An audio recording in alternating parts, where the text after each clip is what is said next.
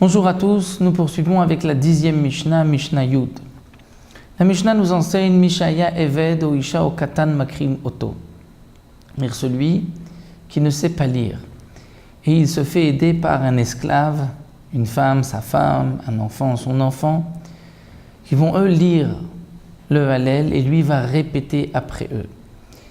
Alors dans le cas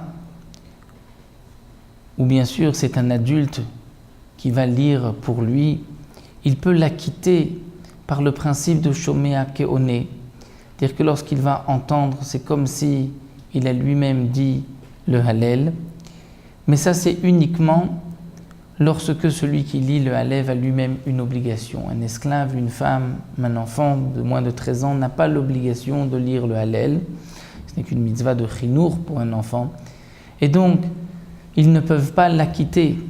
C'est donc pour cela que Makrim Oto, eux, vont lire les psukim du Hallel et One Acharem Mashen Omrim. Et lui qui ne sait pas lire va répéter mot après mot ce que l'esclave, la femme ou l'enfant disent. Et dans ce cas-là, il pourra ainsi s'acquitter de sa mitzvah puisque lui-même va dire le Hallel. Donc on va lui souffler les mots du Hallel. Mais attention, nous dit le Tana de la Mishnah, Uteilo Me'era, que cet homme-là reçoivent la malédiction parce qu'il n'a pas appris, il ne sait pas lire et il n'a pas trouvé personne d'autre pour l'acquitter à part donc, un enfant de moins de 13 ans, un esclave. Et donc c'est pour cela que, entre guillemets, on lui souhaite une malédiction, il aurait dû apprendre à lire. Dans le cas Imaya Gadol Makrioto, si c'est un adulte qui va lire le Hallel pour lui, alors dans ce cas-là, on est Acharav Halleluja.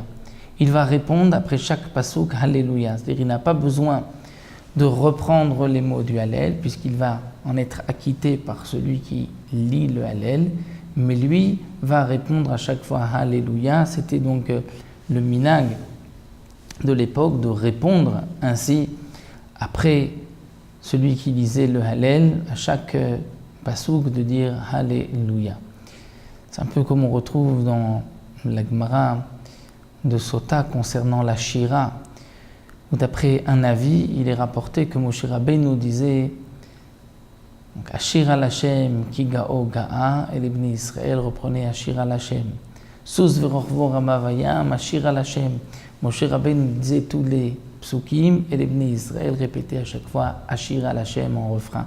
Donc là aussi pour le Hallel, c'était l'habitude, un lisait le Hallel et les autres qui en étaient acquittés répétez donc après chaque pasuk le mot Alléluia. On poursuivra dans la Mishnah Yud Alev d'autres halachot concernant la lecture du Hallel.